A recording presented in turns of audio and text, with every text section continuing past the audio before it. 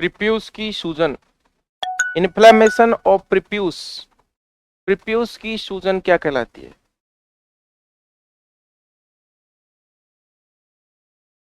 बिल्कुल बिल्कुल बिल्कुल सही है, प्रोस्थाइटिस। सभी का सही है, प्रोस्थाइटिस क्या कहलाती है? प्रोस्थाइटिस, प्रोस्थाइटिस। अगला बताएंगे, अगला बताएंगे, ग्लांस की सूजन क्या कहलाती है?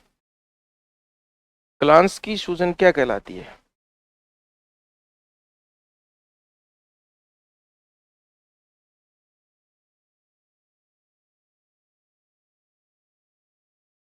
बेलेनाइटिस क्या कहलाती है? बेलेनाइटिस, बेलेनाइटिस। बिल्कुल। बताइए, प्रजनन, प्रजनन करने की अयोग्यता यानी मेटिंग नहीं हो पाना, मेटिंग नहीं हो पाना किस प्रकार का इम्पोटेंशिया होता है? प्रजनन नहीं कर पाना, 1668 गलत है। हाँ, इम्पोटेंशिया कॉन्डाई, लोकेशन ही सही है, मनीष सही है, इम्पोटेंशिया कॉन्डाई, इम्पोटेंशिया कॉन्डाई यानी प्रजनन की अयोग्यता।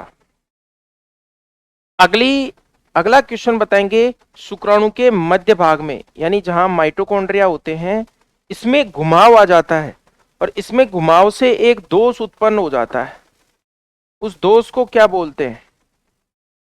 शुक्राणु के मध्य भाग यानी जहां पर माइटोकॉन्ड्रिया का शीत होता है यानी नेबेनकर नाच्छद होता है, उसमें जब घुमाव आ जाता है तो उस डिफेक्ट को, स्पर्म डिफेक्ट को क्या कहते हैं?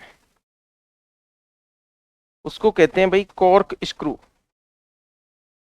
Cork screw defect, cork screw, cork screw defect. अगला प्रश्न बताएंगे आप, जिंक की अधिकता से स्पर्म में किस प्रकार का कौन सा डिफेक्ट आता है? जिंक की अधिकता से कौन सा डिफेक्ट आता है? हाँ भाई, अब सही है, डैग डिफेक्ट आता है। कौन सा आता है? डैग डिफेक्ट, डैग दोष, डैग, डैग डिफेक्ट आता है। बिल्कुल। अगला प्रश्न बताएंगे, प्रजनन में पूर्णतया अयोग्यता क्या कहलाती है? यानी प्रजनन करने में पूर्णतया असक्षमता क्या कहलाती है? क्या कहलाती है भाई? हाँ, स्टरलाइजेशन, बिल्कुल। स्टरलिटी। और ऐसी प्रजनन की अयोग्यता जो टेम्परेरी हो या जिसे उपचार द्वारा सही किया जा सके, बिल्कुल मनीष, इनफर्टिलिटी कहलाती है। क्या कहलाती है? इनफर्टिलिटी। अच्छा, यहाँ दिखता नहीं है, इधर इधर ही लिखता हूं भाई, इनफर्टिलिटी कहलाती है। अगला प्रश्न बताएंगे, शुक्र जनन, शुक्र जनन के दौरान यदि शुक्राणु में कोई दोष उत्पन्न होता है, कोई त्रुटि उत्पन्न होती है, तो उस प्रकार की शुक्राणु की के दोष को प्राइमरी कहते हैं, सेकेंडरी कहते हैं या टर्सरी कहते हैं? शुक्र जनन के दौरान शुक्राणु के निर्माण में या शुक्राणु में कोई दोष उत्पन्न होता है तो उसको किस प्रकार की एबनॉर्मलिटी बोलते हैं? बिल्कुल सभी का सही है, प्राइमरी। एक का गलत था, सभी का सही था। प्राइमरी या प्राथमिक विकृति कहते हैं उसको। प्राइमरी 1 डिग्री दोष कब आता है? शुक्र जनन के दौरान। शुक्र जनन यानी स्पर्मेटोजेनेसिस के दौरान शुक्राणु में कोई डिफेक्ट आता है तो उसको प्राइमरी कहते हैं। अगर मान लीजिए एपिडिडाइमिस में, अधिवृषण में आता है या फिर कोई नली में आता है तो उसको कहते हैं सेकेंडरी, सेकेंडरी कहते हैं एपिडिडाइमिस में। और टर्सरी जो डिफेक्ट आता है शुक्राणु के इजेकुलेशन के समय, स्खलन के समय, स्खलन के समय जो दोष, जैसे पूंछ टूट जाए या फिर कोई और समस्या आ जाए तो स्खलन के समय जो भी दोष उत्पन्न होता है उसको कहते हैं टर्सरी। तो शुक्र जनन के दौरान प्राइमरी, और प्राइमरी के बाद जो शुक्राणु एपिडिडाइमिस में स्टोर होते हैं वहां पर हाँ सेकेंडरी, और फिर यहाँ पर टर्सरी। तो इसी प्रकार से टॉर्सन भी होता है। गर्भाशय का अपने अक्ष पर बाईं अथवा दाईं तरफ घुमाव टॉर्सन कहलाता है। और टॉर्सन भी 1 degree torsion, 2 degree torsion, 3 degree torsion. यदि मान लीजिए 0 डिग्री से 90 तक हो, 90 से लेकर के 180 तक हो, और 180 से लेकर के 270 तक हो, और 4 डिग्री टॉर्सन 270 से लेकर के 360। अब मैं यहां से क्वेश्चन पूछ रहा हूं। सबसे पहला तो आप बताइए, सर्वाधिक टॉर्सन किस जानवर में या किस पालतू पशु में पाया जाता है? बिल्कुल वेद प्रकाश, बफेलो में, भैंस में सर्वाधिक टॉर्सन होता है। सही है। देखिए टॉर्सन के कई कारण हो सकते हैं, वृद्धावस्था या ओल्ड एज, लिगामेंट का ढीला होना, या जब पानी के अंदर या नदी के अंदर, तालाब के अंदर भैंस चली जाती है तो भी टॉर्सन होने के चांसेस हो जाते हैं। तो मैं अब आपसे पूछ रहा हूँ, एडवांस प्रेगनेंसी में टॉर्सन ज्यादा होता है। कंप्लीट टॉर्सन किस टॉर्सन को कहते हैं? इनमें से पूर्ण टॉर्सन कौन सा है? पूर्ण टॉर्सन कौन सा है? बिल्कुल सही है बात। 360 डिग्री वाला जो है इसको 4 डिग्री टॉर्सन कहते हैं। ये कंप्लीट टॉर्सन का उदाहरण है। बिल्कुल सही है। हाँ, ये टॉर्सन की बात होगी। हाँ, अगला प्रश्न हम करते हैं कि पेनिस का प्रीप्यूस से बाहर नहीं आना, ये क्या कहलाता है? पेनिस का प्रीप्यूस से बाहर नहीं आना, पेनिस का प्रीप्यूस से बाहर नहीं आना क्या कहलाता है? बिल्कुल रवीना सही है, वीर सही है। फीमोसिस कहलाता है। क्या कहलाता है? फीमोसिस, फीमोसिस कहलाता है। देखिए ये जैसे मान लीजिए ये प्रीप्यूस है बेल की, यहाँ सिग्मोइड फ्रैक्चर के रूप में इस प्रकार से पेनिस होता है। तो यहाँ पर या तो कोई चिपकाव हो जाए या फिर कोई इन्फ्लेमेशन हो जाए तो यहाँ से बाहर नहीं आ पाता, इसको बोलते हैं फीमोसिस। यदि बाहर आ जाए और फिर वापस नहीं जा पाए तो उस कंडीशन को क्या कहते हैं भाई? बिल्कुल पहले आंसर आ गया दुष्यंत तरुण, पैराफिमोसिस कहलाता है। वो कंडीशन क्या कहलाती है? पैराफिमोसिस कहलाती है। सही है सभी का। अगला आप बताएंगे, जब सर्विक्स टेढ़ी मेढ़ी हो जाए, इस प्रकार से कई बार सर्विक्स हो जाती है जिसमें गन पास नहीं होती, एआई गन भी पास नहीं होती, या फिर तो उसको क्या कहते हैं? बिल्कुल वेद प्रकाश का आंसर आ गया, किंक्ड सर्विक्स, किंक्ड सर्विक्स। अब एक और बताओ, किंक्ड सर्विक्स के उपचार के लिए कौन सा इंजेक्शन लगेगा या कौन सा साल्ट यूज में आता है? कौन सी औषधि काम में आती है? दुष्यंत का तो आ गया भाई आंसर, वेल्थेमेट ब्रोमाइड। क्या देते हैं? वेल्थेमेट ब्रोमाइड। ये वेल्थेमेट ब्रोमाइड क्या है? ये एपिडोसिन नाम से आता है और इसको लगाने पर सर्विक्स डायलेट होती है। तो ये प्रसव में सहायक है, प्रसव में पार्चुरेशन में सहायक है। बिल्कुल वेल्थेमेट ब्रोमाइड पार्चुरेशन के अंदर सहायक होता है। अगला प्रश्न मैं आपसे पूछ रहा हूं, कभी कभी शुक्राणु की पूंछ भी क्या है? मुड़ जाती है इस तरह से, तो इसको बोलते हैं किंक्ड टेल, किंक्ड टेल कंडीशन बोलते हैं। स्पर्म क्या है? फर्टिलाइजेशन नहीं कर पाता या मूवमेंट नहीं कर पाता मुड़ी हुई पूंछ के कारण। चूंकि हम जानते हैं कि शुक्राणु की पूंछ शुक्राणु की गति में सहायक होती है, और शुक्राणु का जो मध्य भाग होता है जिसको नेवेन कर्ण शीत बोलते हैं, नेवेन कर्ण शीत जो है वो माइटोकॉन्ड्रिया की शीत होती है, मध्य भाग जो कि ऊर्जा का केंद्र होता है। और शुक्राणु का जो अग्र भाग होता है यहाँ पर क्या होता है? एक्रोसोम, एक्रोसोम, एक्रोसोम गाल्जिकाए का बना हुआ होता है, और इसमें कई सारे एंजाइम्स होते हैं जैसे हाइल्यूरोनाइडेज और एक्रोसिन। और जब ये शुक्राणु अंडाणु की जोना पेलुसिडा लेयर को भेजता है तो ये एक्रोसोम के द्वारा ये एंजाइम्स निकाले जाते हैं, हाइल्यूरोनाइडेज और एक्रोसिन, जिससे ये जोना पेलुसिडा को भेद पाता है। शुक्राणु के अग्रभाग में यहाँ पर एक झिल्ली पाई जाती है, इस झिल्ली को कहते हैं गैलिया कैपिटिस, गैलिया कैपिटिस। मध्य भाग में यहाँ पर केंद्रक होता है, और जब स्पर्म इसको भेद लेता है ओवा को, तो यहाँ पर इनके केंद्रकों का मिलाव होता है जिसको कहते हैं शिनगेमी। तो पूंछ का कार्य है गति प्रदान करना, और जब पूंछ मुड़ जाए या पूंछ डबल हो जाए, इस तरह से डबल टेल्ड स्पर्म भी हो जाता है, ठीक है, डबल हेड स्पर्म भी हो जाता है, तो ये स्पर्म के डिफेक्ट है। कई बार कोइल्ड टेल भी हो जाती है, इस तरह से पूंछ कुंडली में मुड़ जाती है। तो कई प्रकार के डिफेक्ट हो सकते हैं स्पर्म्स के। अगला प्रश्न आप बताएंगे, हाँ, बुल के स्पर्म की साइज क्या होती है? बुल के, गुड मॉर्निंग मयंक, हाँ बताइए, बुल के स्पर्म की साइज। वीर, बुल के स्पर्म की साइज नहीं, बिल्कुल गलत है। अरे इतने मीटर, 20 से 30 मीटर कहाँ से आ गए भाई? उस दिन भी बताया था मैंने ये प्रश्न, बार बार फिर से बता रहा हूँ पूनम, सही है, 50 से लेकर के 70 माइक्रोन ये बुल के स्पर्म की। और देखिए ओवा है, इस स्पर्म के 6 गुना होता है, यानी मादा युग्मक नर युग्मक से भारी होता है, नर युग्मक गतिशील होता है, मादा युग्मक बड़ा होता है, हैवी होता है, बिल्कुल। हाँ, अगला प्रश्न आप बताएंगे। हाँ भाई, अगला प्रश्न आप बताएंगे, ये क्या डाल रहे हो सचिन? 6 एंगस्ट्रॉम थोड़ी होती है, 6 एंगस्ट्रॉम तो बहुत कम हो गई। हाँ भाई, अगला क्वेश्चन मैं आपसे पूछ रहा हूँ, ये माइक्रोमीटर जो होता है 10⁻⁻6 होता है भाई, एंगस्ट्रॉम होता है, 1 एंगस्ट्रॉम इज इक्वल टू 10⁻⁻10, और 1 नैनोमीटर जो होता है वो होता है 10⁻⁹। तो ये तो बहुत बड़ी इकाई होगी, -6 है यहाँ पर, तो इसका तो 1000 गुना ये है, और इसका तो 10,000वां भाग है ये एंगस्ट्रॉम तो। अगला प्रश्न हम करते हैं, बताएंगे आप कि बुल के सीमन में स्पर्म की मोटिलिटी कितनी होती है?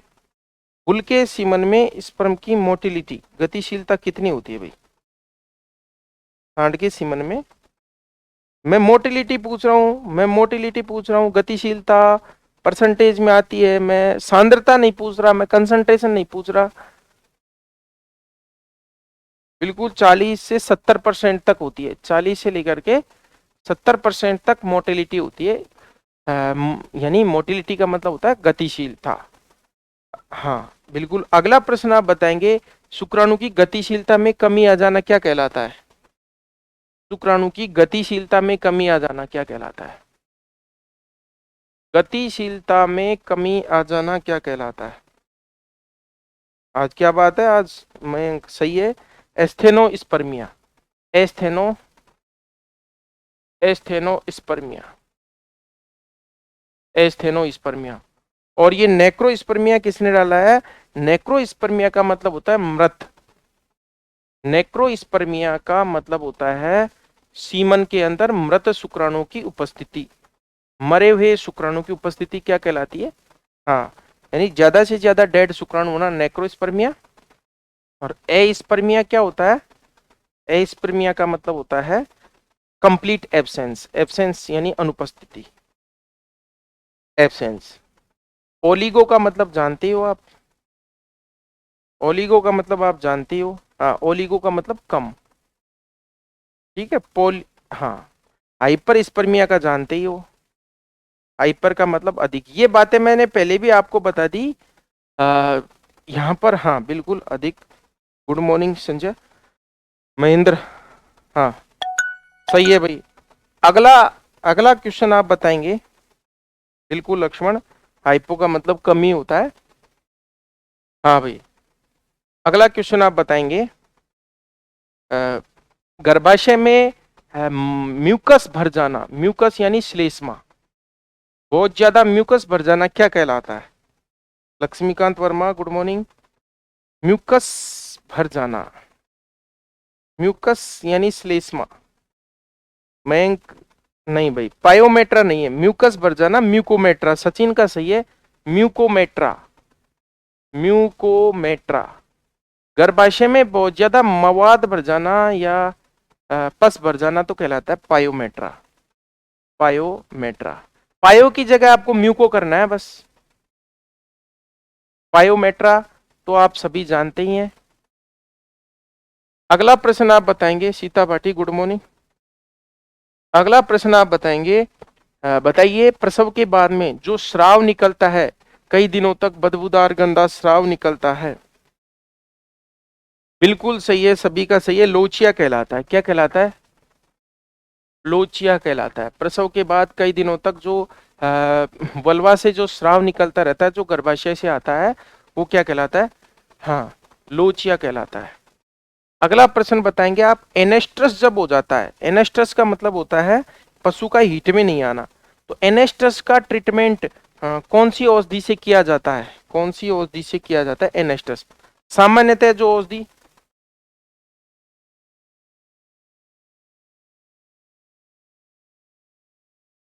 एनेस्ट्रस, भाई डी के सैनी सही है। एनेस्ट्रस का ट्रीटमेंट किया जाता है, एनेस्ट्रस का ट्रीटमेंट किया जाता है क्लोमिफिन सिट्रेट, क्लोमिफिन सिट्रेट, यानी क्लोमिन किट जो आती है अपने सप्लाई में, क्लोमिफिन सिट्रेट, इससे एनेस्ट्रस का ट्रीटमेंट किया जाता है। यानी पशु जब हीट में नहीं आता है तो ये क्लोमिफिन की टेबलेट देते हैं, 5 दिन तक देते हैं। इस प्रकार से जो आती हैं आपको पता होगा, 2 टेबलेट्स जो होती हैं यहाँ पर साइड में, ये कॉपर की होती है इधर, और बीच में व्हाइट वाली जो टेबलेट होती है, ये दोनों देने के बाद ये देनी पड़ती है 20-25 मिनट बाद। तो ये क्लोमिन किट बोलते हैं इसको, क्लोमिन किट। ये 5 दिन के 5 पत्ते होते हैं, 5 डेज के लिए। अगला प्रश्न आप बताएंगे, कौन सी सिस्ट के कारण, हाँ कौन सी सिस्ट के कारण कौन सी सिस्ट के कारण एनेस्ट्रस की कंडीशन आ जाती है? कौन सी सिस्ट के कारण एनेस्ट्रस की कंडीशन आ जाती है? बिल्कुल अजय सही है। ये फोलिकुलर कौन बता रहा है भाई? ल्यूटियल, ल्यूटियल की वजह से, ल्यूटियल की वजह से, ल्यूटियल सिस्ट, ल्यूटियल सिस्ट में कार्पस ल्यूटियम बना रह जाता है और परसिस्टेंट रह जाता है, इस वजह से प्रोजेस्टेरॉन का लेवल हाई रहता है, जिस कारण पशु हीट में नहीं आ पाता। और बताइए, ल्यूटियल सिस्ट ओव्यूलेशन के बाद बनती है या ओव्यूलेशन के पहले? बाद या पहले? आफ्टर या बिफोर? बाद बनती है। पूनम सही है, बिल्कुल सही है, ओव्यूलेशन के बाद बनती है। गुड मॉर्निंग दीपक, हाँ बाद ही बनती है, बिल्कुल। अगला बताएंगे आप, हाँ अगला बताएंगे, फोलिक्यूलर सिस्ट के कारण कौन सी कंडीशन हो जाती है? फोलिक्यूलर सिस्ट के कारण कौन सी कंडीशन आ जाती है? बिल्कुल सही है, निम्फोमेनिक कंडीशन। अब आप बताएंगे, ये फोलिकुलर सिस्ट ओव्यूलेशन से पहले बनती है या बाद में बनती है? ओव्यूलेशन से पहले बनती है या बाद में बनती है? बिल्कुल सही है, पहले बनती है, ओव्यूलेशन से पहले। अगला बताएंगे आप, हाँ जो फ्रेंच मिनी स्ट्रा होती है, फ्रेंच मिनी स्ट्रा होती है, उसमें कितना सीमन आता है पहले तो ये बताइए? बिल्कुल 0.25 ml आता है, 0.25 ml आता है, सही है। हाँ, अगला बताएंगे आप, एआई गन की लंबाई बताएं, एआई गन की लंबाई कितनी होती है? बिल्कुल महेंद्र सही है, सीधा 44। मैं एआई गन की पूछ रहा हूँ, बच्चे एक्स्ट्रा की लंबाई डाल रहे हैं। यही तो बात है, जब मैं एक्स्ट्रा की बात कर रहा था आपके दिमाग में एक्स्ट्रा चल रही है अभी भी, जब मैं एआई गन पे आ गया। हाँ भाई, आप बताएंगे, जो सीट होती है, वो एआई की जो सीट होती है वो किसकी बनी होती है? सीट किसकी बनी होती है? सीट, सीट किसकी बनी होती है? बिल्कुल पीवीसी की बनी होती है, पॉलीविनाइल क्लोराइड की बनी होती है, सही है भाई, बिल्कुल सही है। सीट जो होती है पीवीसी की बनी होती है। अब आप सीट की भी एक लंबाई बता देंगे, जो एआई गन के ऊपर जो सीट चढ़ाई जाती है? बिल्कुल लोकेश ने आंसर दे दिया, 443 मिलीमीटर लगभग सीट होती है। अगला प्रश्न आप बताएंगे, हाँ बताइए, सर्वाधिक, हाँ पालतू पशुओं में सर्वाधिक शुक्राणु घनत्व किसके सीमन का होता है? किसके वीर्य का शुक्राणु घनत्व सर्वाधिक होता है पालतू पशुओं में? बिल्कुल दीपक सही है, महेंद्र आशा, जय किशन वीर, बिल्कुल वेद प्रकाश, सभी का सही है। रैम, रैम का होता है 3000 मिलियन प्रति ml। अब बताएंगे आप, हाँ बताएंगे, मुर्गे का जो, हाँ स्पर्म का घनत्व होता है मुर्गे का, वो कितना होता है? बिल्कुल सही है, 20,000, 20,000। हाँ, मुर्गे में स्खलन, एक स्खलन में कितने सीमन की मात्रा निकलती है? मुर्गे में एक, बिल्कुल अजय सही है, 0.2 ml, 1 ml का 5वां भाग, बिल्कुल सही है।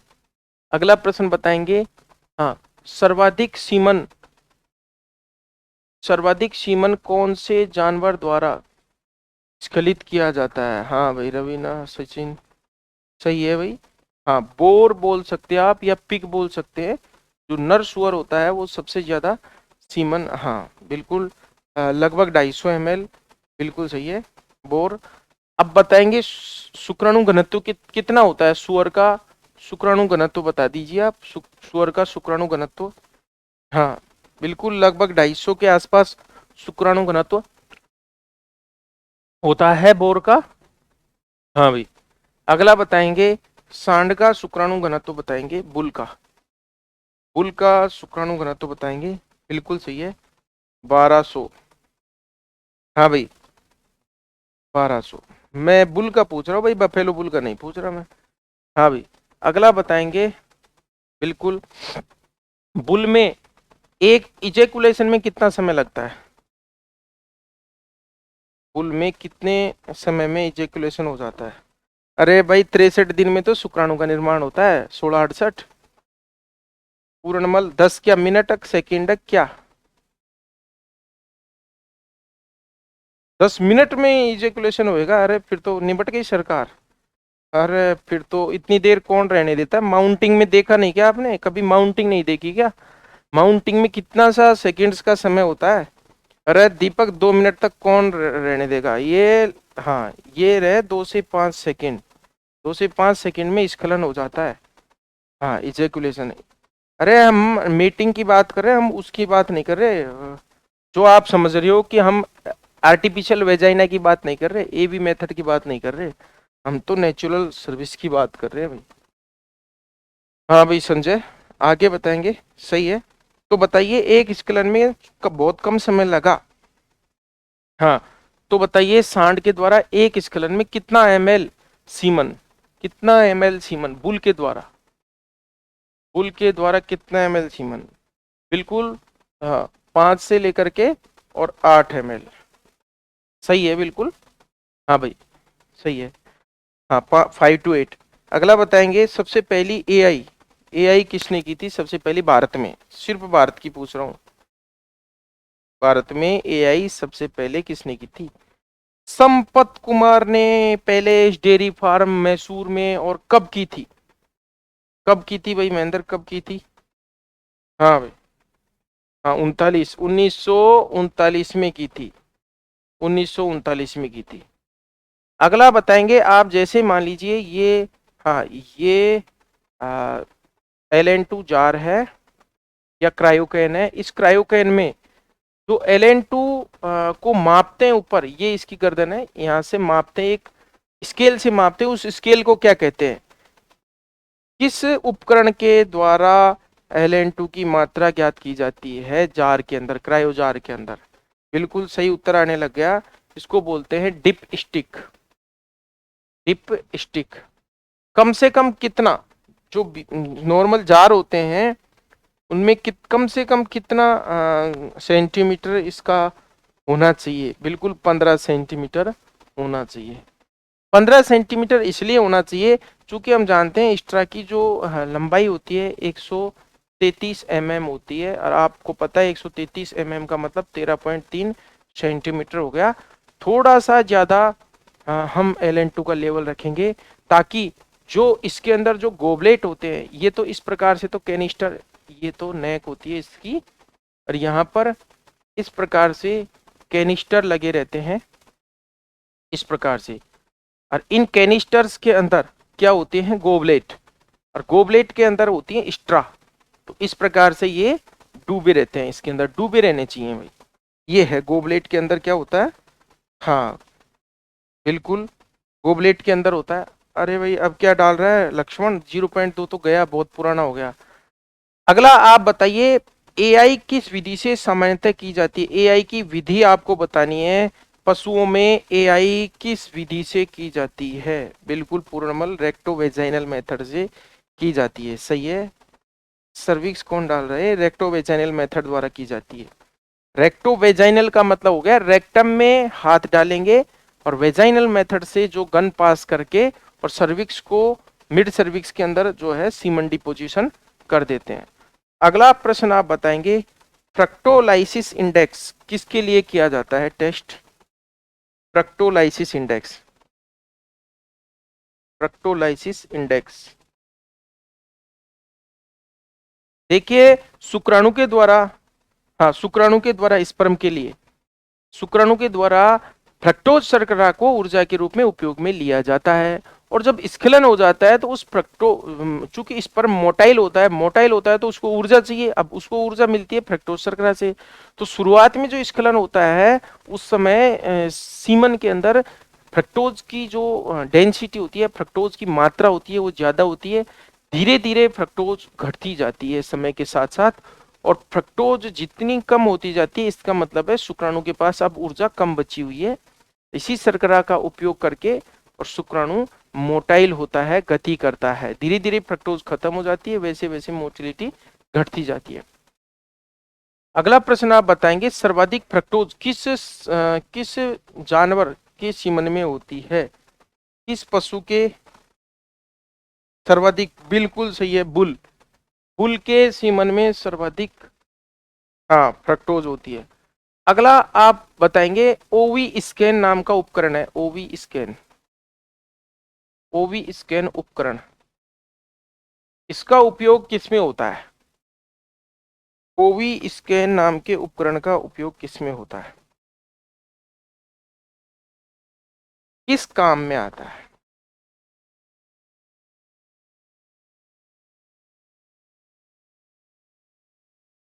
नहीं, हीट का पता नहीं भाई। राम राम, 4911 राम राम। ओवी स्कैन का उपयोग किया जाता है गर्भ परीक्षण में, पीडी में, गर्भ परीक्षण यानी प्रेगनेंसी डायग्नोसिस में। बिल्कुल ओवी स्कैन, ओवी, ओवी मतलब जो ओवरी होती है उस ओवरी के ऊपर की जो स्ट्रक्चर्स है उसकी स्कैनिंग करने वाला एक उपकरण होता है ओवी स्कैन। और ओवी स्कैन से क्या किया जाता है? हाँ बिल्कुल, हाँ, और जो फर्न पैटर्न है देखा जाता है, फर्न पैटर्न वो किस उपकरण में देखा जाता है? फर्न पैटर्न जो देखा जाता है म्यूकस का, जो म्यूकस होती है हीट के समय, हाँ हीट के समय जो म्यूकस होती है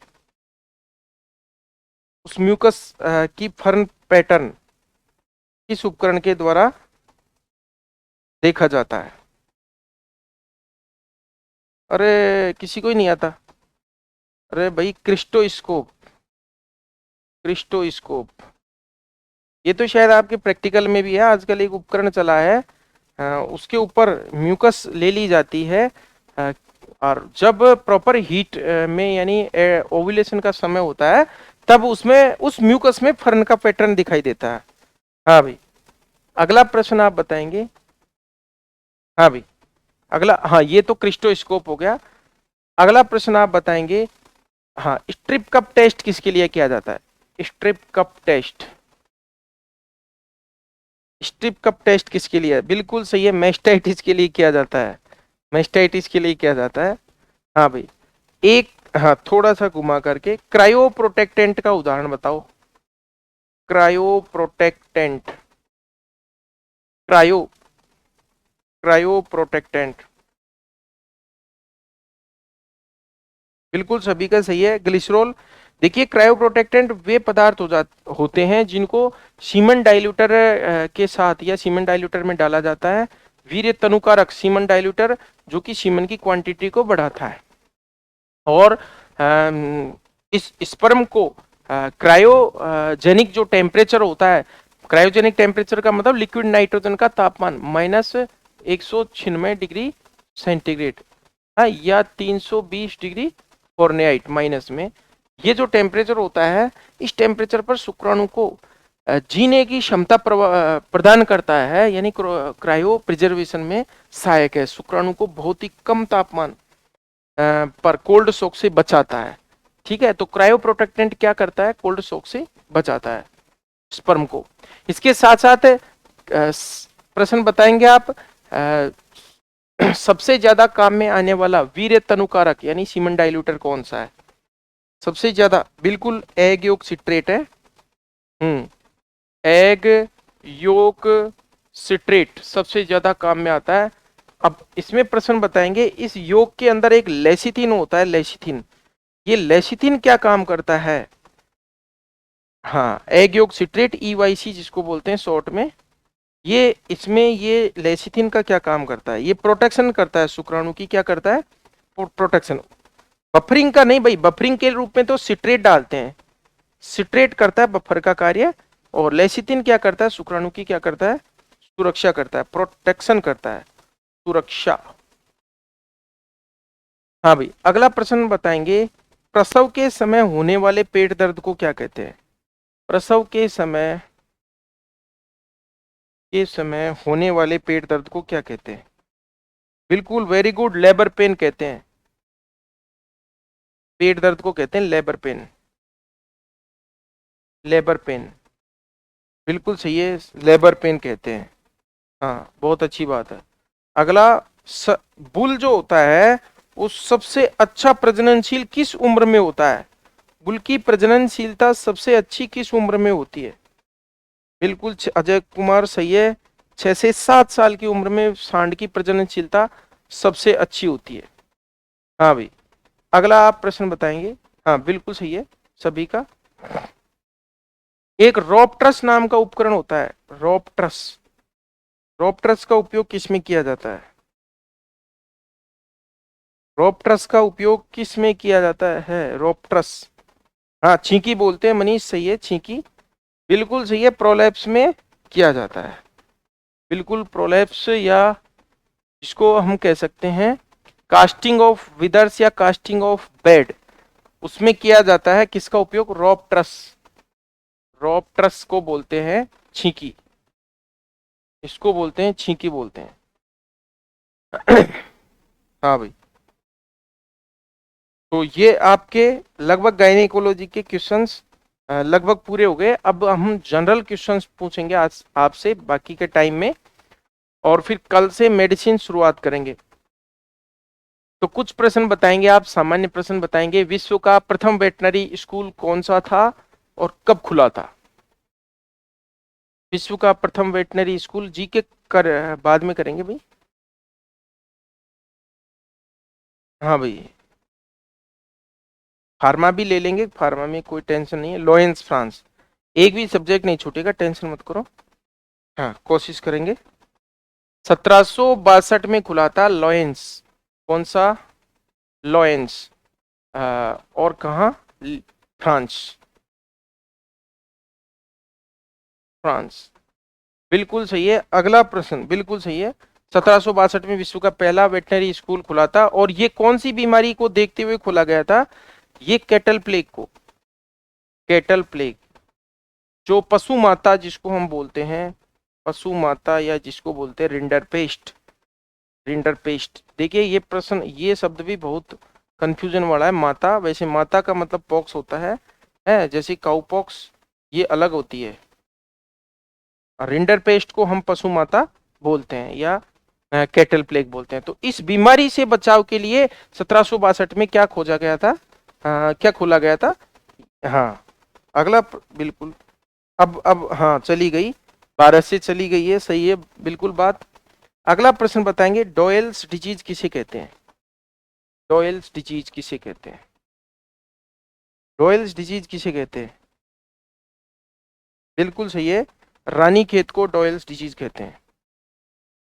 रानीखेत बीमारी को क्या कहते हैं? बिल्कुल सही है सभी का, डॉयल्स डिजीज कहते हैं। अगला बताएंगे, ऊतक की स्थानीय मृत्यु क्या कहलाती है? लोकल डेथ ऑफ टिश्यू, ऊतक की स्थानीय मृत्यु क्या कहलाती है? बिल्कुल रोहितास, लोकेश, सभी का सही है, विनय, नेक्रोसिस कहलाती है। और नेक्रोसिस के बाद जो सेप्रोफाइटिक बैक्टीरिया होते हैं, यानी जो मृतोपजीवी जीवाणु होते हैं, बिल्कुल पहले ही आंसर आ गया है, जब नेक्रोटाइज टिश्यू में मृत ऊतक के अंदर पनप जाते हैं तो उसे कहते हैं गैंग्रीन। ऊतक की स्थानीय मृत्यु तो क्या कहलाती है? नेक्रोसिस। और नेक्रोसिस के बाद उसमें जो अमृतोपजीवी जीवाणु पनप जाते हैं उसको कहते हैं गैंग्रीन। आप बताएंगे बीक्यू रोग में किस प्रकार की गैंग्रीन होती है? मोनोपूनिया, मनीष कटारिया, रवीना। बीक्यू रोग में किस प्रकार की गैंग्रीन होती है? गैस गैंग्रीन, सभी का सही है, गैस गैंग्रीन होती है, गैस गैंग्रीन। और कौन सी गैस बनती है? H2S गैस बनती है, बिल्कुल सही है। हाँ भाई, अगला सामान्य प्रश्न बताएंगे, खरगोश की ऊन जैसे जो बाल होते हैं उनको क्या कहते हैं? खरगोश के ऊन जैसे बाल जो होते हैं उनको क्या कहते हैं?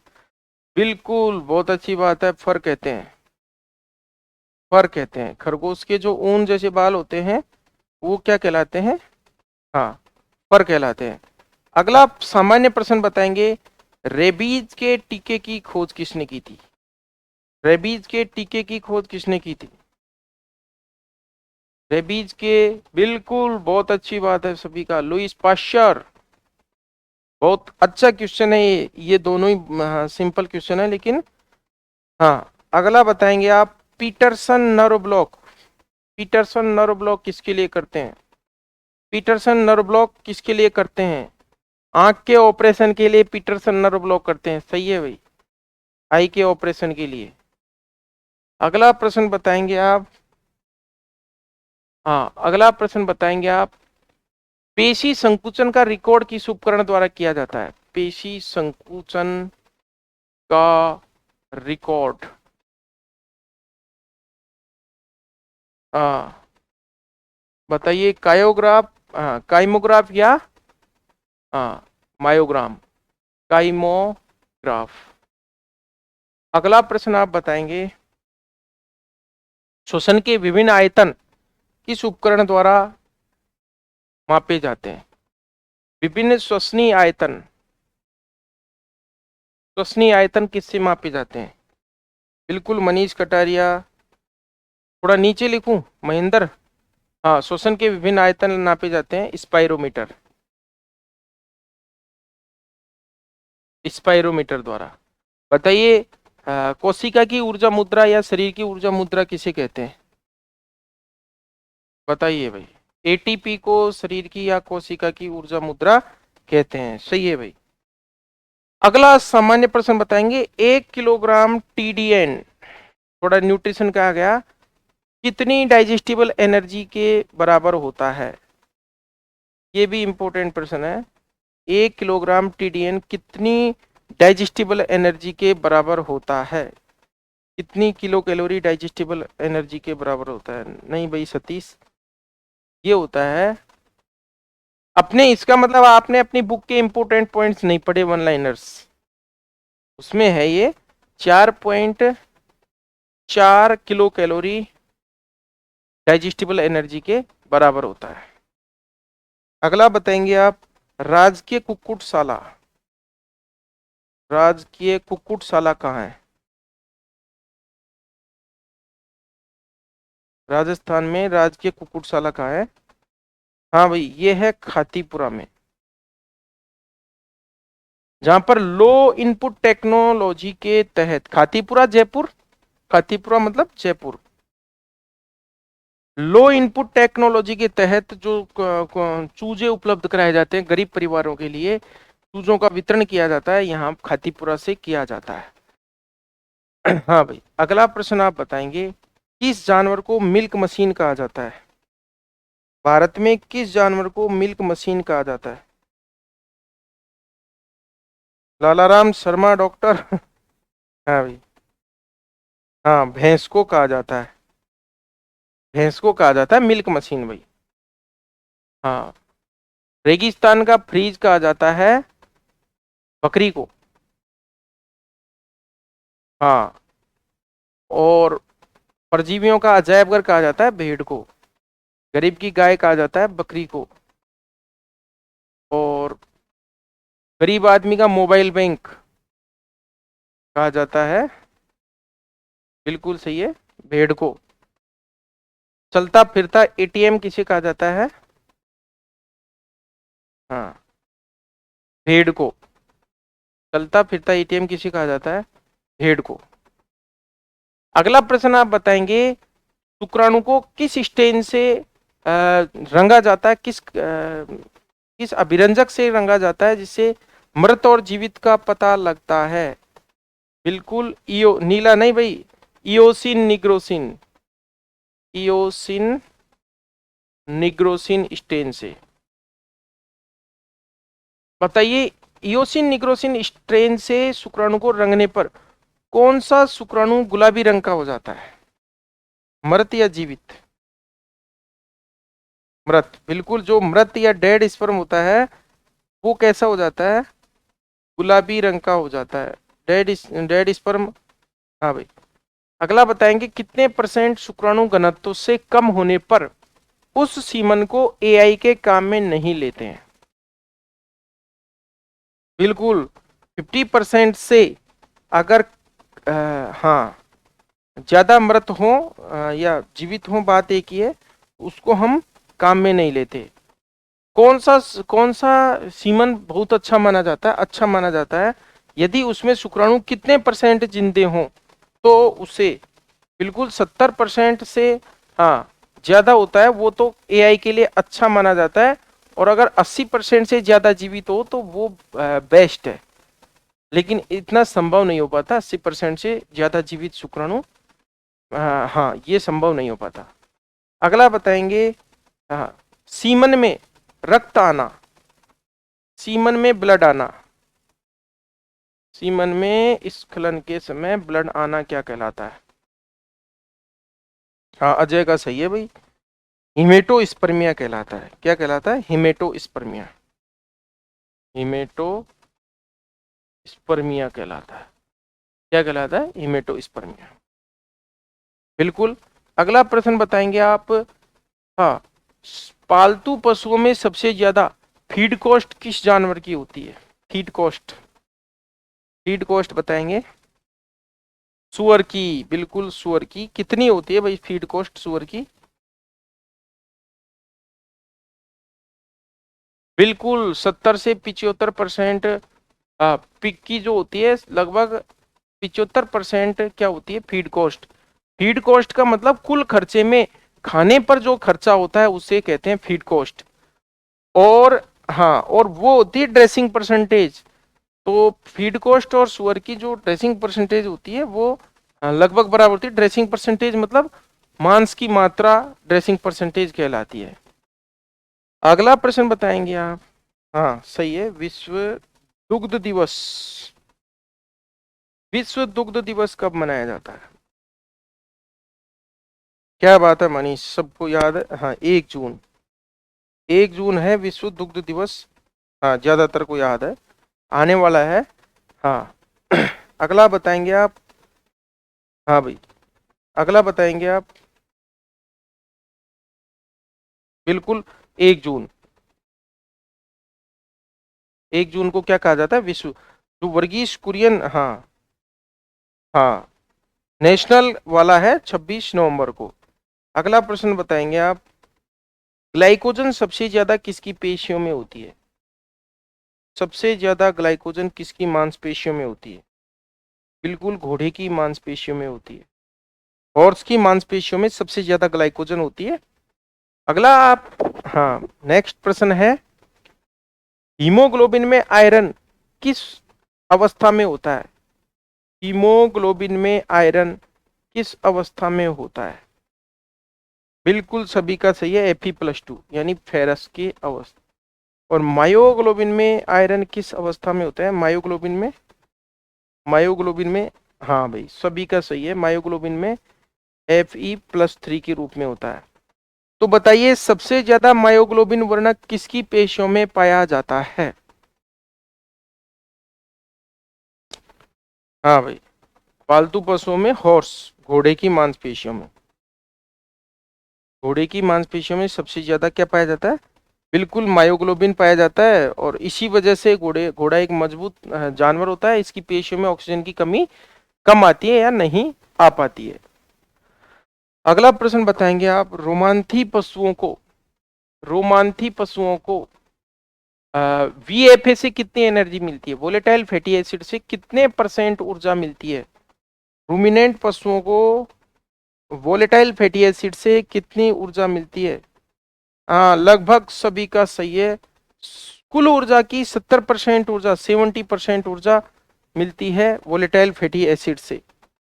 बिल्कुल, कुल ऊर्जा की 70% ऊर्जा मिलती है। अगला बताएंगे, किस परजीवी के संक्रमण से पॉट बेली कंडीशन हो जाती है? पॉट बेली कंडीशन किस परजीवी के संक्रमण से हो जाती है? सही है भाई रवीना। हाँ, मनीष, सपना, एस्केरिस से। जो छोटे बछड़े होते हैं उनका मटके जैसा पेट हो जाता है फूल करके, और वो एस्केरिस के कारण होता है। परजीवी राउंड वर्म के कारण होता है, राउंड वर्म होता है एस्केरिस। एस्केरिस। अगला प्रश्न बताएंगे आप, बोटल या कंडीशन? बोटल या कंडीशन किस परजीवी के कारण होती है? बिल्कुल 1668, बिल्कुल लीवर फ्लूक, जिसको हम फेशियोला बोलते हैं, फेशियोला हिपेटिका। फेशियोला हिपेटिका, इसके कारण कौन सी कंडीशन हो जाती है? गले के अंदर लटकती हुई बोतल जैसी सूजन, इसको हम बोतल या कंडीशन कहते हैं। और भेड़ों में ये ज्यादा होता है ये रोग। जो चपटाकृमि है, यानी जो फ्लूक वर्म है, फेशियोला हिपेटिका है, वो भेड़ों को ज्यादा प्रभावित करता है। घोंघा इसका वाहक होता है, स्नेल। और जो नीची जमीन होती है जहां पर घोंघे रहते हैं, जहां पानी भरा रहता है, तालाब के आसपास का एरिया होता है, वहां पर इसका संक्रमण ज्यादा होता है, फेशियोला हिपेटिका। और इसकी ड्रग ऑफ चॉइस होती है ऑक्सीक्लोजेनाइड। ऑक्सीक्लोजेनाइड फेसनिल नाम से आती है, और और नीलजाम नाम से बहुत फेमस है। 10 mg पर केजी बॉडी वेट इसकी डोज रेट होती है। अगला बताएंगे आप, शरीर का सबसे कठोर भाग कौन सा होता है? शरीर का सबसे कठोर भाग या पदार्थ कौन सा होता है? बिल्कुल सही है। हाँ, इनेमल, एनिमल नहीं भाई, इनेमल। इनेमल, मेंदर, इनेमल, दांत का इनेमल। आगे बताएंगे, इनेमल कौन सी कोशिकाओं से बनता है? इनेमल कौन सी कोशिकाओं से बनता है? इनेमल कौन सी कोशिकाओं से बनता है? हाँ, 1668 का आ गया, एमाइलोब्लास्ट। एमाइलोब्लास्ट कोशिकाओं से, एमाइलोब्लास्ट कोशिकाओं से इनेमल बनता है। बिल्कुल। अगला प्रश्न आप बताएंगे। हाँ सही है, एमाइलोब्लास्ट महेंद्र सही है। अगला प्रश्न आप बताएंगे।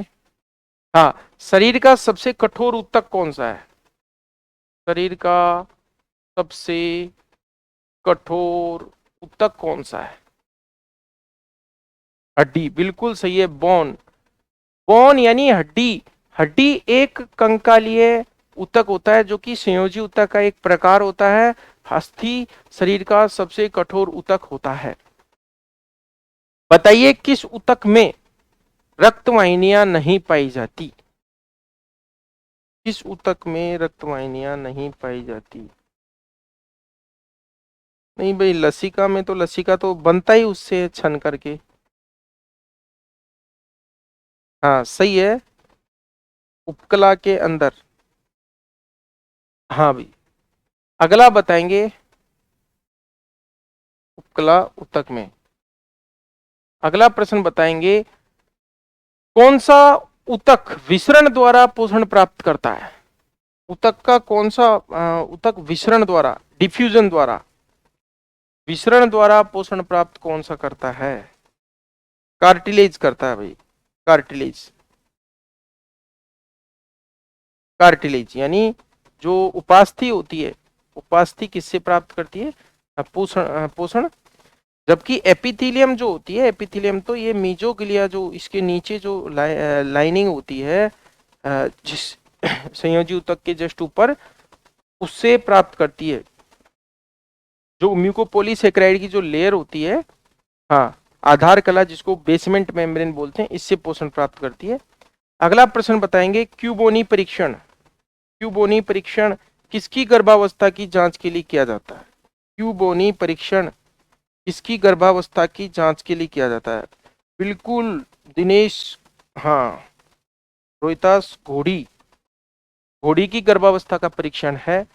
हाँ, बताओ, भेड़ में डायरिया को क्या कहते हैं? भेड़ में दस्त को क्या कहते हैं? भेड़ में दस्त को क्या कहते हैं? हाँ बिल्कुल सही है, क्लिंग कहते हैं भाई। भेड़ में दस्त को क्या कहते हैं? क्लिंग, क्लिंग कहते हैं, बिल्कुल। अगला प्रश्न आप बताएंगे, सीमेंट जैसा गोबर किस रोग में आता है? सीमेंट जैसा गोबर,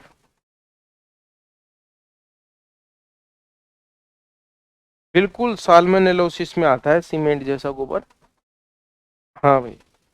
अगला प्रश्न बिल्कुल सही है, साल्मोनेलोसिस। अगला प्रश्न बताएंगे आप, पुलोरम, पुलोरम रोग किसमें होता है? पुलोरम रोग,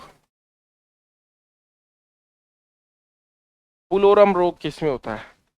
बिल्कुल, पुलोरम रोग होता है मुर्गी में, और इसको बेसिलरी व्हाइट डायरिया भी कहते हैं, और ये साल्मोनेला पुलोरम नाम के बैक्टीरिया से होता है। अगला मैं पूछ रहा हूं आपसे, गंबोरो रोग किसमें होता है? गंबोरो रोग, बिल्कुल सभी का सही है, मुर्गी में होता है गंबोरो रोग। हाँ भाई। अगला आप बताएंगे, आप गंबोरो रोग वायरस से होता है बैक्टीरिया से होता है? हाँ बिल्कुल, हाँ बिल्कुल वायरस से होता है। हाँ भाई, इसको बोलते हैं इन्फेक्शियस बर्सल डिजीज, और ये कौन से वायरस से होता है?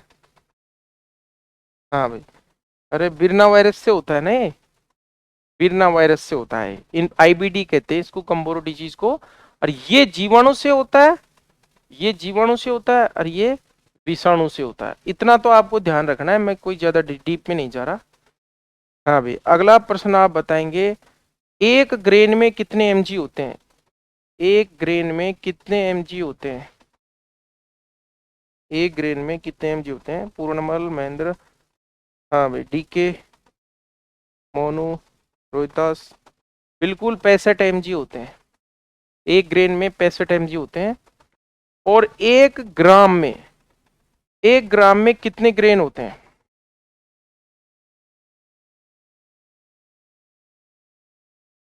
नहीं भाई, गलत आ रहा है भाई। हाँ, एक ग्राम में 15 पॉइंट, हाँ 43। हाँ भाई सही है रोहितास, सही है, रवीना सही है। अगला, अगला बताएंगे आप, मांसपेशियों का दर्द क्या कहलाता है?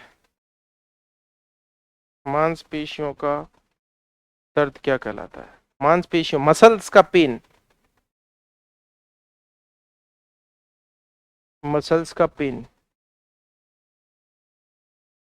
किसी का भी नहीं आया आंसर, मैं बता देता हूँ, माइल्जिया कहलाता है, माइल्जिया।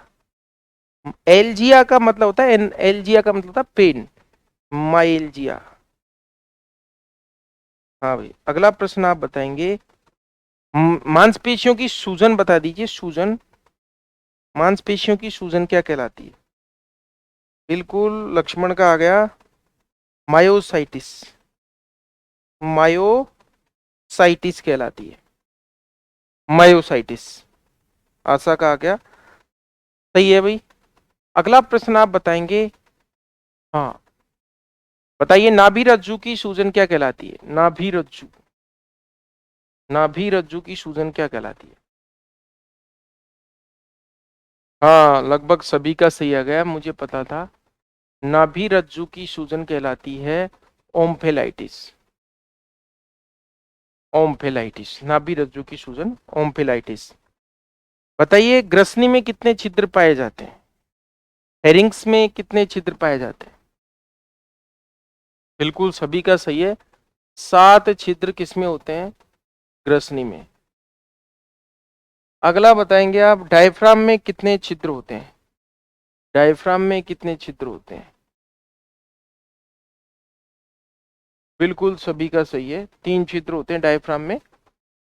अगला प्रश्न आप बताएंगे, उदर गुहा और वक्षीय गुहा को अलग करने वाली झिल्ली नुमा गुंबदाकार संरचना, जिसमें, हाँ, जिसमें फ्रेनिक तंत्रिका पाई जाती है, रेडियल पेशी पाई जाती है, अ, हाँ डायफ्राम कहलाती है। डायफ्राम का हर्निया सबसे ज्यादा किसमें होता है? डायफ्राम का हर्निया सबसे ज्यादा किसमें होता है?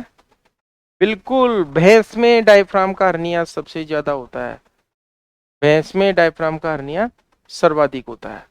अगला प्रश्न आप बता सकते हैं, आरबीसी और डब्ल्यूबीसी का क्या अनुपात होता है ब्लड में? आरबीसी और डब्ल्यूबीसी का अनुपात बता सकते हैं? बिल्कुल रोहितास का सबसे पहले आंसर आया, 600:1। 600:1। अगला प्रश्न आप बताएंगे, जे आकृति का आमाशय, जे शेप आमाशय किसका होता है? स्टमक। बिल्कुल घोड़े का, बहुत अच्छी बात है, घोड़े का। सभी का आंसर सही है भाई अभी तक, बिल्कुल सभी का सही है। घोड़े का जे आकृति का आमाशय होता है। हाँ भाई, अगला बताएंगे, घोड़े में यहाँ पर एक खांच पाई जाती है ऊपरी होंठ पर, उसको क्या बोलते हैं? बिल्कुल फिल्ट्रम बोलते हैं। वेरी गुड, बहुत फास्ट आंसर आया। फिल्ट्रम बोलते हैं इस खांच को, क्या बोलते हैं? फिल्ट्रम बोलते हैं। अगला प्रश्न आप बताएंगे, आभासी नासा छिद्र यानी कि जिनको बोलते हैं हम फाल्स नोस्ट्रिल्स, किसमें पाए जाते हैं? फाल्स नोस्ट्रिल्स किसमें पाए? अरे पहले ही आंसर आ गया भाई। हाँ, घोड़े में। घोड़े में फाल्स नोस्ट्रिल्स पाए जाते हैं। कोमा के आकार की नासा गुहा किसकी होती है? कोमा शेप जो नासा गुहा होती है, पूर्णमल का भी आ गया, सभी का आ गया, जय किशन, डॉग की होती है कोमा के आकार की। हाँ भाई, ये हॉर्स किसने आंसर दिया है भाई, ऐसे मत करो। अगला अगला प्रश्न आप बताएंगे। हाँ भाई, हाँ मैं नासा गुहा पूछ रहा हूँ, सीकम नहीं पूछ रहा। कोमा के आकार की सीकम घोड़े की होती है, लेकिन नासा गुहा जो कोमा के आकार की होती है वो कुत्ते की होती है। अगला बताएंगे, गटरल पाउच किसमें पाए जाते हैं? गटरल पाउच हॉर्स में पाए जाते हैं, बिल्कुल सही है, हॉर्स में। घोड़े में गटरल पाउच होते हैं, गटरल पाउच। हाँ भाई, अगला प्रश्न आप बताएंगे। हाँ, गाय भैंस की आवाज क्या कहलाती है? गाय भैंस की आवाज, गाय भैंस की आवाज क्या कहलाती है? बिल्कुल वापस से रिपीट हो रहा है प्रश्न, बेलोइंग, बेलोइंग कहलाती है। BELLOWING, बेलोइंग कहलाती है। अगला प्रश्न बताएंगे, कुप्फर कोशिकाएं किसमें पाई जाती है? कुप्फर, कुप्फर कोशिकाएं किसमें पाई जाती है? हाँ बिल्कुल, यकृत या लीवर में पाई जाती है कुप्फर कोशिकाएं। सभी का सही है भाई, लीवर में पाई जाती है। अगला प्रश्न बताएंगे, डस्ट कोशिकाएं किसमें पाई जाती है? डस्ट कोशिकाएं किसमें पाई जाती है? बहुत अच्छी बात है, सभी का। ये हार्ट कौन बता रहा है भाई? इस हार्ट वाले को पकड़ो। हाँ हाँ, फेफड़ों में पाई जाती है भाई डस्ट कोशिकाएं। अगला, हाँ अगला बताएंगे आप। हाँ, सबसे बड़ी रक्त कणिका कौन सी है? सबसे बड़ी रक्त कणिका मोनोसाइट है। कौन सी है? मोनोसाइट है। हाँ, अगर आपसे पूछ लिया जाए, हाँ वैसे पूछ लिया जाए ऑप्शन के हिसाब से, आप जैसे आरबीसी, डब्ल्यूबीसी और प्लेटलेट हो तो इसमें डब्ल्यूबीसी सबसे बड़ी है।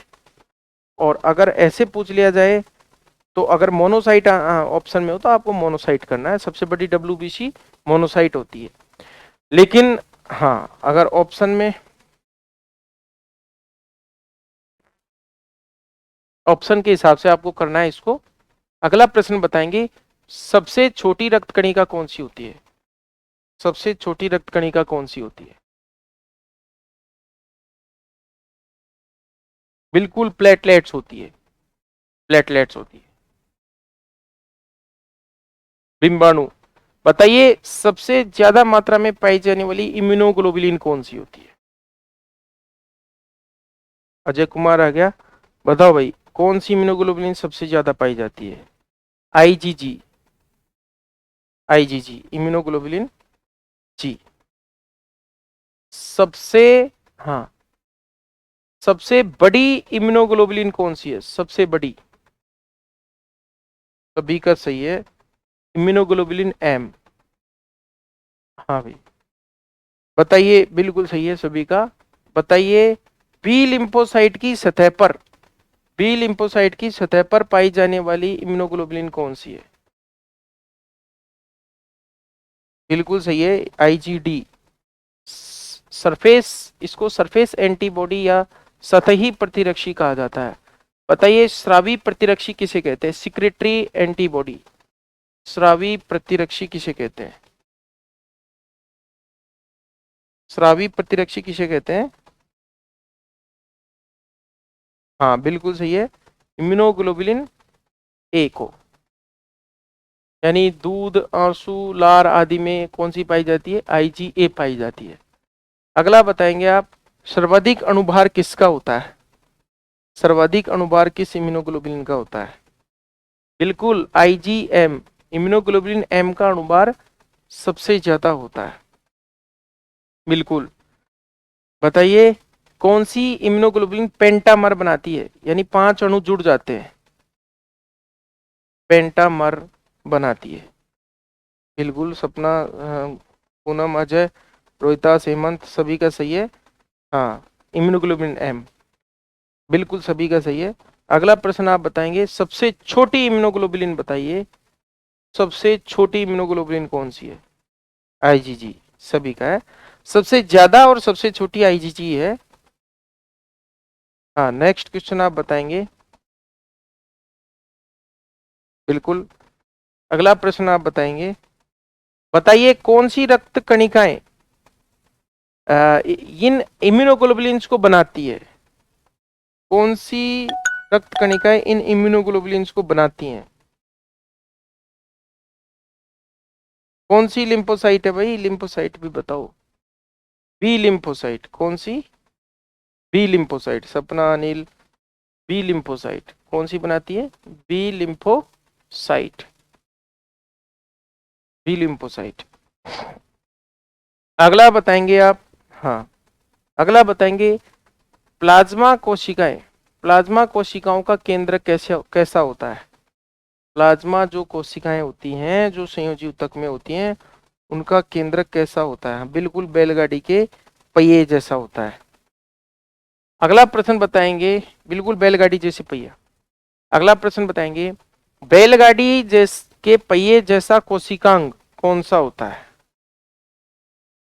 बैलगाड़ी, बिल्कुल। कौन सा कोशिकांग? तारककाय, तारककाय, तारककाय, या जो, हाँ, तारककाय की जो संरचना होती है वो बैलगाड़ी के पहिए जैसी होती है। अगला बताएंगे, हाँ, मुर्गी में ब्लड ग्लूकोज बताएंगे। मुर्गी में ब्लड ग्लूकोज ज्यादा होती है, बहुत ज्यादा होती है, तो बहुत ज्यादा कितनी होती है बताओ भाई? मुर्गी में ब्लड ग्लूकोज की मात्रा नहीं बता पा रहे? हाँ बिल्कुल, हाँ, 250 से लेकर के 300 mg, 250 से लेकर के 300 mg पर 100 ml। मुर्गी की हार्ट रेट भी ज्यादा होती है तो मुर्गी में। अगला बताएंगे, मोजरेला पनीर, मोजरेला पनीर किसके दूध से बनाया जाता है? मोजरेला पनीर, मोजरेला चीज, बिल्कुल सभी का सही है, भैंस। अभी आप प्रजाति बताओ भैंस। हाँ, सबसे अच्छा पनीर जो है वो सही है, जाफराबादी कैसे बनाया जाता है। अगला बताइए, जुलाब का नमक किस साल्ट को कहते हैं? जुलाब का नमक, जुलाब का नमक किस साल्ट को कहते हैं? बिल्कुल लक्ष्मण का आ गया सही आंसर है, मैगसल्फ को, मैगसल्फ। यानी जो एप्सम लवण होता है, इसको एप्सम लवण भी कहते हैं, एप्सम साल्ट, एप्सम लवण भी कहते हैं, मैगसल्फ। हाँ, मैग्नीशियम सल्फेट, जो कि लेक्जेटिव या परगेटिव का भी काम करता है, और इसका उपयोग यूथेनेशिया में भी किया जाता है। बिल्कुल, इसको क्या कहते हैं? जुलाब का नमक कहते हैं। सही है भाई। अगला प्रश्न बताएंगे, वे कांच के पात्र जिनमें तरल औषधि भरी रहती है और बिल्कुल सील्ड होते हैं, बिल्कुल क्लोज होते हैं, वो क्या कहलाते हैं? जिनमें इंजेक्शंस भरे रहते हैं, कांच के पात्र क्या कहलाते हैं? बिल्कुल सही है, एम्प्यूल, एम्प्यूल कहलाते हैं, एम्प्यूल कहलाते हैं वे कांच के पात्र, क्या कहलाते हैं? एम्प्यूल। अगला प्रश्न बताएंगे आप, सर्वाधिक एफ्लाटॉक्सिन किसकी खल में बनते हैं? सर्वाधिक एफ्लाटॉक्सिन, सर्वाधिक बिल्कुल रवीना सही है, सभी का सही है। मूंगफली, इतना जल्दी आप टाइप कर देते हो। दिनेश, सही है भाई। हाँ, मूंगफली की खल में सबसे ज्यादा एफ्लाटॉक्सिन्स बनते हैं और ये 4 प्रकार के होते हैं, B1, G1, B2 और G2, जिसमें B1 सबसे ज्यादा विषैला होता है। B1 जो टॉक्सिन होता है वो सबसे विषैला होता है। अगला बताएंगे, हाँ, पशुओं की खाल उतारना क्या कहलाता है? खाल उतारना क्या कहलाता है? पशुओं की खाल उतारना क्या कहलाता है? फ्लेइंग कहलाता है। खाल को कहते हैं, हाइड तो खाल को कहते हैं, खाल को उतारना क्या कहलाता है? फ्लेइंग कहलाता है। फ्लेइंग सही है भाई। अगला प्रश्न आप बताएंगे, राजस्थान में गो अभ्यारण्य कहाँ है? गो अभ्यारण्य, राजस्थान में गो अभ्यारण्य, बिल्कुल सही है, बीकानेर में। हाँ, नापासर बीकानेर में। तो अगला प्रश्न आप बताएंगे, हाँ, राजस्थान में 2 गौ सदन है, उनका नाम बताएंगे। राजस्थान में 2 गौ सदन है, उनका नाम बताएंगे आप। 2 गौ सदन है, बिल्कुल, दौसा और बीकानेर। दौसा और बीकानेर। बीकानेर, दौसा और बीकानेर, गौ सदन। गौ सदन है ये, जहां पर घायल, बूढ़े, विकलांग जानवर रखे जाते हैं, उसको क्या कहते हैं? गौ सदन कहते हैं। हाँ भाई, अगला प्रश्न आप बताएंगे,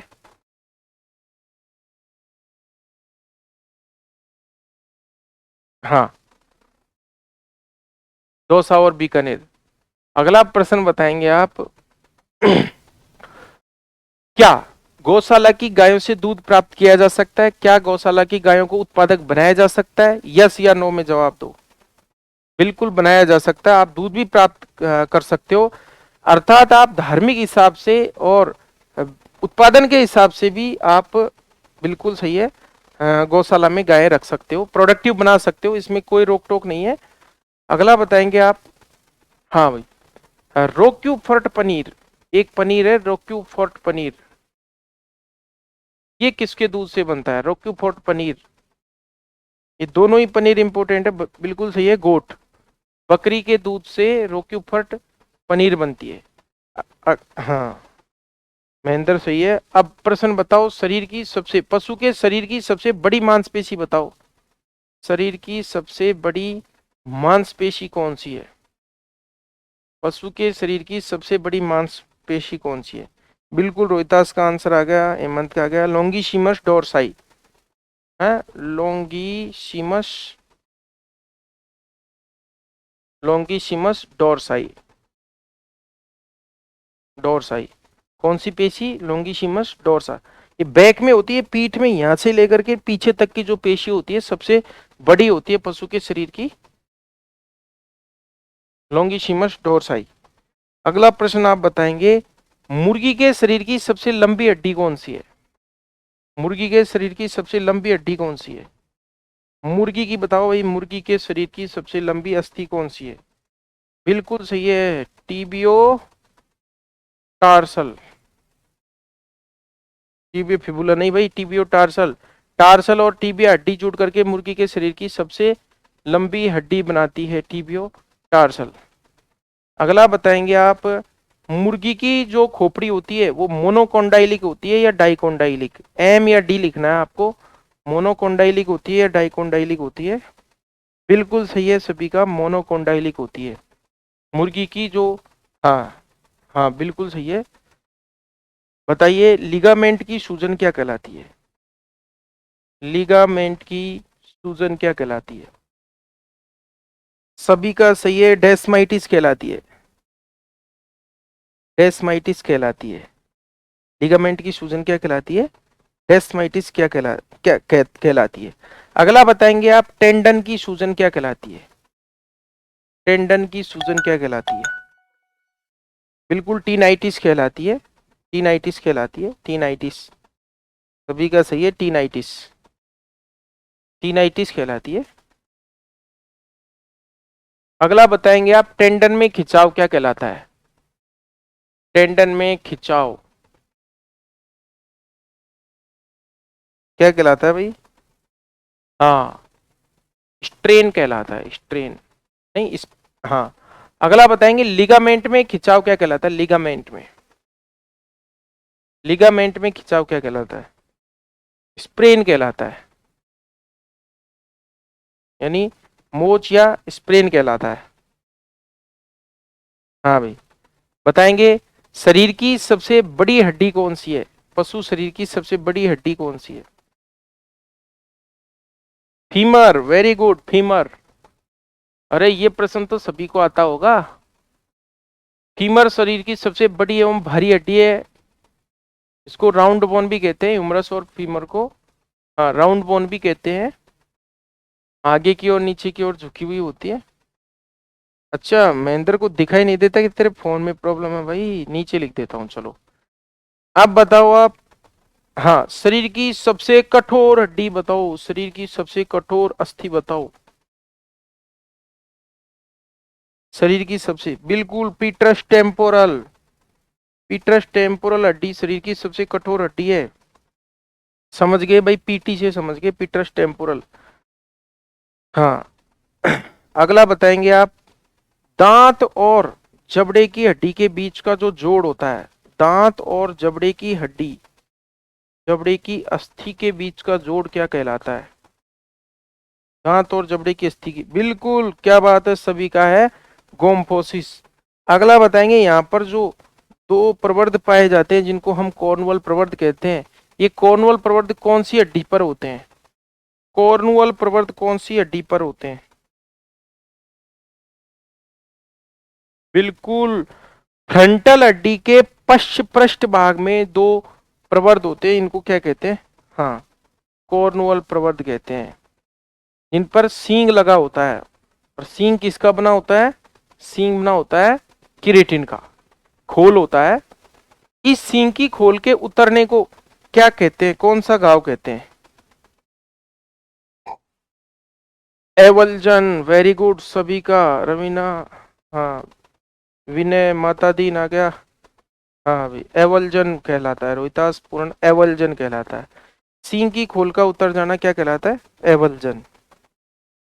अगला प्रश्न आप बताएंगे, तीखे जो उपकरण होते हैं उनसे इस प्रकार चीरा लगाना क्या कहलाता है, जो बिल्कुल तेज धार वाले होते हैं उनसे चीरा लगाना, बिल्कुल सभी का सही है, इंसीजन कहलाता है। अगर मान लीजिए, हाँ मगर मान लीजिए खुरदरी सतह पर इस प्रकार से स्किन घिसती है तो उससे कौन सा वुंड हो जाता है, एब्रेशन, बिल्कुल सही है एब्रेशन, एब्रेशन। अगर मान लीजिए कोई कटीला तार है और उसको स्किन में इस प्रकार से, इस प्रकार से कटीले तार से, बिल्कुल सभी का सही आ रहा है, लेसरेटेड, इसका मतलब आप सारे गांवों से परिचित है, उसको लेसरेटेड वुंड कहते हैं, बिल्कुल बहुत अच्छी बात है, लेसरेटेड वुंड कहते हैं। अगला प्रश्न आप बताएंगे, कठोर ऊतकों की निरंतरता का टूट जाना क्या कहलाता है, फ्रैक्चर, सभी का सही है फ्रैक्चर। हाँ कोमल ऊतकों की निरंतरता का टूट जाना क्या कहलाता है, माता दीन, रोहितास, दीपक, दुष्यंत, मनीष, पूरण, जय किशन, हेम, रवीना, सपना,